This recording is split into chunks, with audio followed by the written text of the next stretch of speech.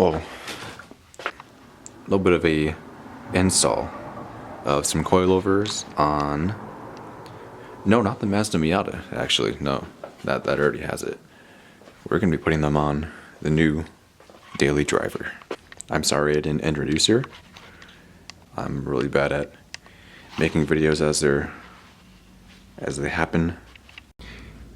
But yeah, new daily driver, 2000 LS400. I'll definitely get another video in, a little introduction to it on its own, but for now let me show you what I'm working on.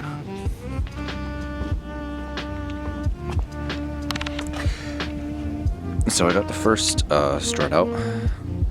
Brandon got the camera. Real quick, for those of you wondering, I undid the little pin here, and then I unscrewed the nut, whatever it's down there, and then I hammered this upwards because it's sitting in here, and then it broke loose pretty easily. That gives you more clearance to back that out, and that was pretty much it. I took this off just to give it more play, also downward, and I guess upward motion, so that really helped undoing this end link down here. Alright, let's go get the Macon coilover. It's beautiful.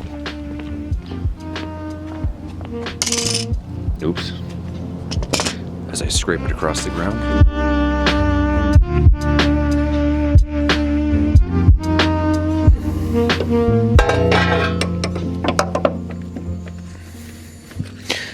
Oh, so much easier.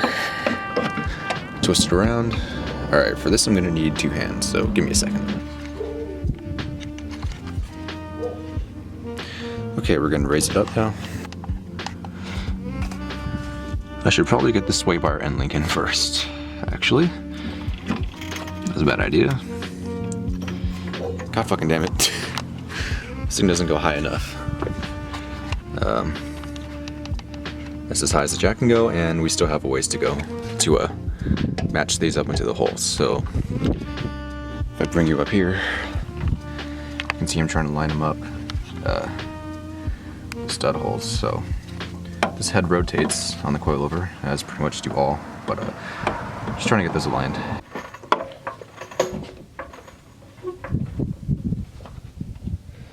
Okay. You should see how high up the whole assembly is right now. It's insane. I'll probably have to bring it up by these because I think the jack is maxed out. Let me show you.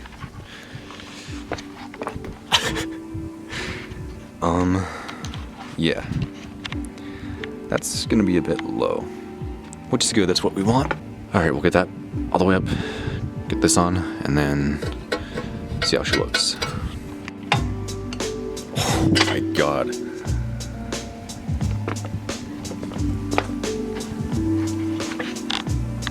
Yeah, that's how high up it sits now. That is what we want, hell yeah. Oh my god. One thing I did forget though is I got too excited and I didn't roll the fenders yet, so I don't think it's gonna turn because this thing is like inside. Oh, fuck yes.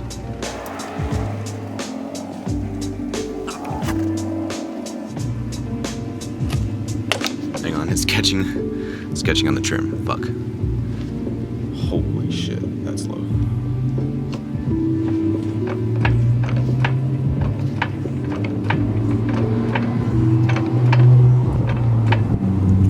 And there goes the hood. Here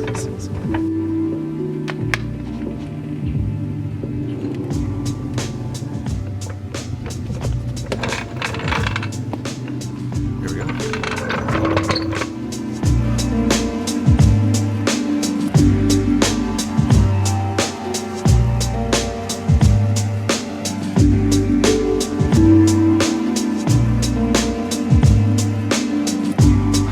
Okay, we're now working towards the back. Ouch. So I got the bottom bolt out, which was pretty easy. Just like the front bolt, you undo it by the nut side, which is on that side. There's no lighting. But the nut on the opposite side, you push it up towards the bar to loosen it. And then you're gonna find out that if you try to back this straight out, it's gonna hit this. So I undid the top sway bar end link, put the nut back just so I wouldn't lose it.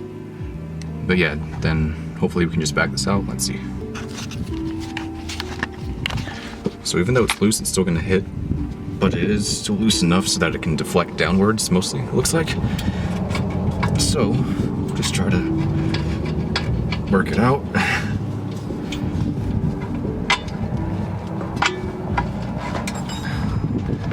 By the way, I'm hitting it with the screwdriver to push it out, so let me do that some more.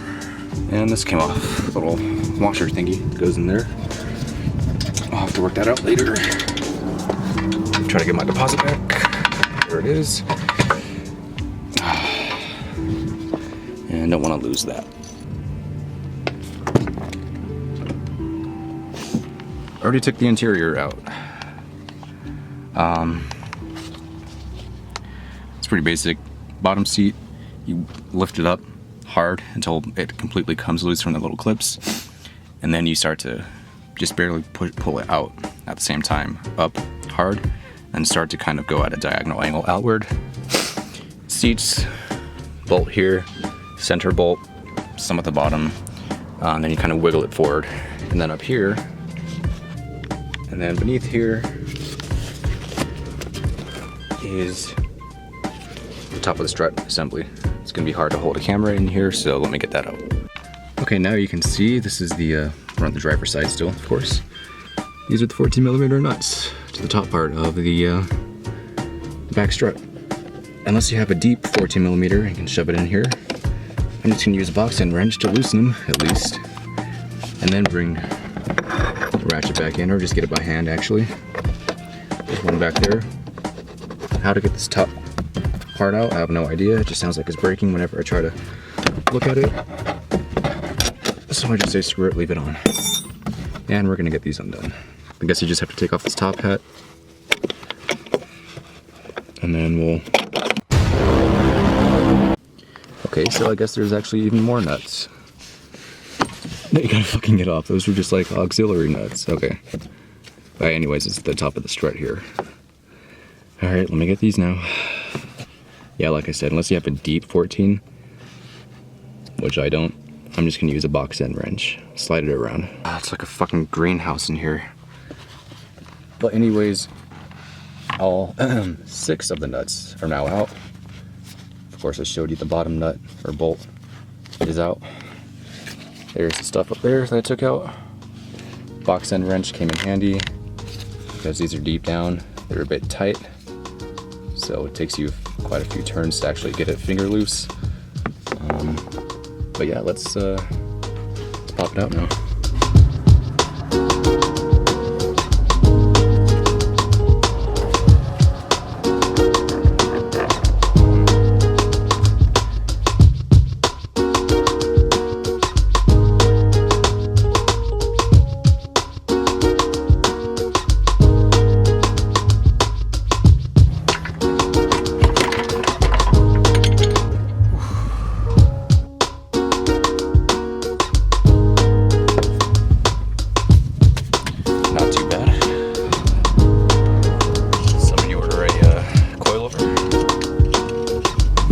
Bottom bolt in real fast, straight through.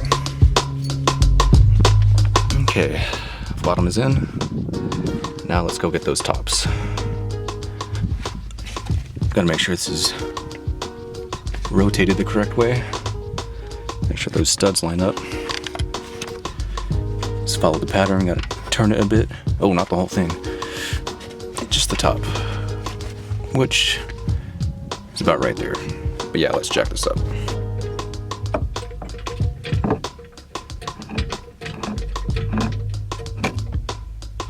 Is it in? Is it in? Yes. Sweet. Okay.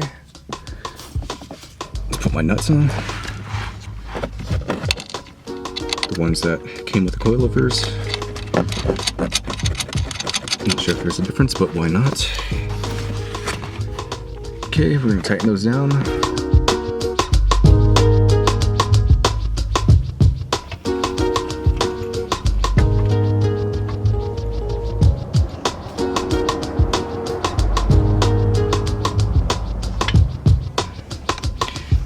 decent bit of the BMW lean with the coilover cranked all the way down in the body with minimal preload. Got a big lean going on. I know this can go lower if I like remove preload, like have the spring loose. Same thing I did with the BMW, but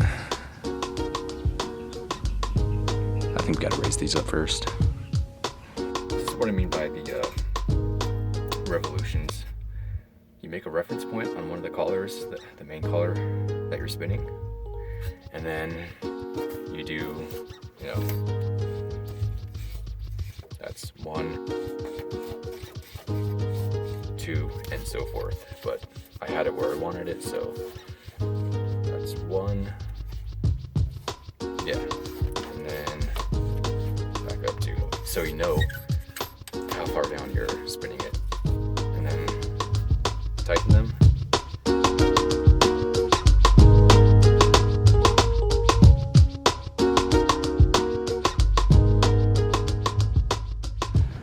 Here is the finished product. I didn't get the other side on film just because it was getting dark. I ran into troubles trying to get the strut out.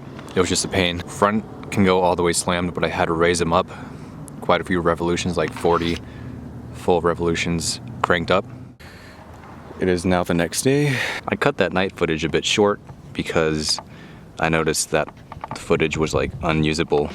It's like I was having a seizure, or like I developed Parkinson's while filming it or some shit. I lowered the back as you saw. I actually went back and did that just right now the next day. But overall, ride's good. It's just a little bit more stiff than stock, but it's certainly still comfortable overall. It's nothing unbearable. It's definitely sitting at just a tad bit more even, so that's good.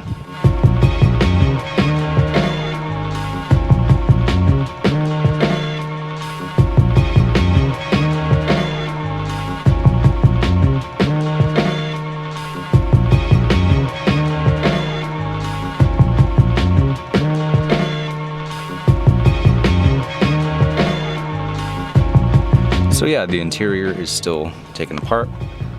The headrest from up there, bench seat is out. Oh, that's right.